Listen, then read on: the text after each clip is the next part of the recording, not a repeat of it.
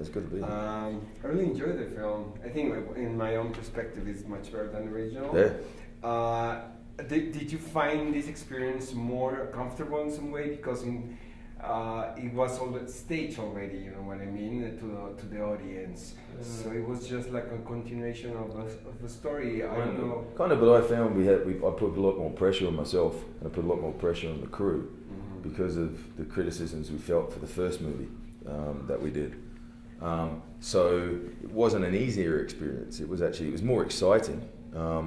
But we knew we wanted to kind of come out guns blazing and improve on a lot of the things that I felt we could improve on, especially my own performance. The special effects are far better, and I mainly believe the story has more heart. So each day was more challenging because we felt more, we have to achieve something, we have to prove ourselves this time. Even though we're the underdog, we have to prove ourselves. I mean, it shows on the screen, trust me. Does it require a lot more patience as an actor when you're shooting with a 3D cameras, or do you have a different technique? Or no, it is more. You always keep in mind, and the director was very good at keeping in mind that we essentially will be 3D. I just told Jonathan, don't worry about it. Do your type of movie. He got being told you can't shake a camera with a 3D elements. You can't do this. You can't do that because it hadn't been done before. Well, if something hasn't been done before, why don't you try and do it?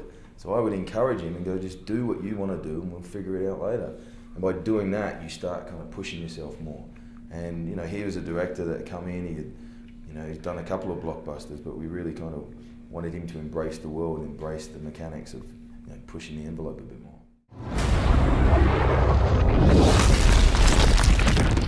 I'm in chaos. Why do you think the audience or the people in general are so obsessed in some way with mythology? Because there's epic themes involved with it. Themes like destiny, the destiny of a person.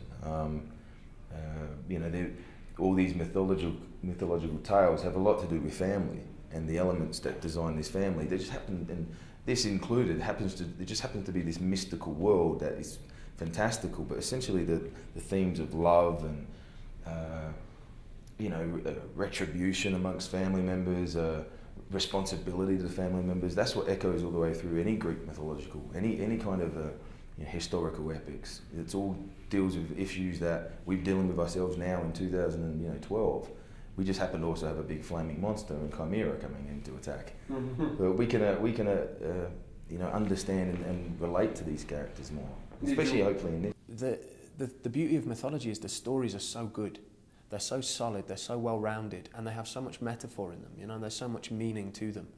So I think the reason we're obsessed with that is the reason they were created in the first place. I think every human loves a good story, And I think the nice thing is, and what we worked on, me and Sam and Jonathan, and everybody in the cast, but those were the people I worked so closely with, was adding those elements of modern humanity, that little touch of something like the comedy, for example, for myself, and those things that will never leave. I don't think that bond between father and son or mother and daughter, parent and child, I think it's strong for the majority of the planet. So don't you think the anecdote it's all about, even if you are in this big production with a lot of money, if you don't have a good story, something Cut it, don't do it.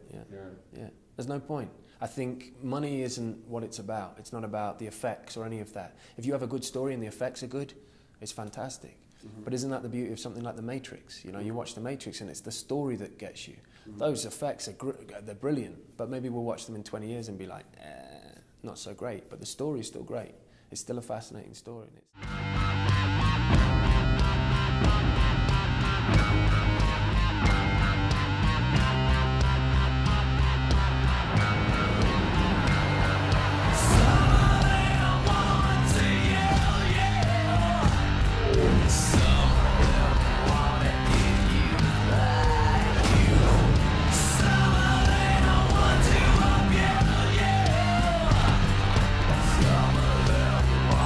Tell me into mythology before you start doing these kind of films? I read it, but these aren't history lessons. I wanted to create our own history. I wanted to take the Greek mythological kind of tales and just mine it and turn it on its head. Like Perseus doesn't take on the Minotaur in Greek mythological fables. We could take bits from and create our own kind of journey. That's exciting to do.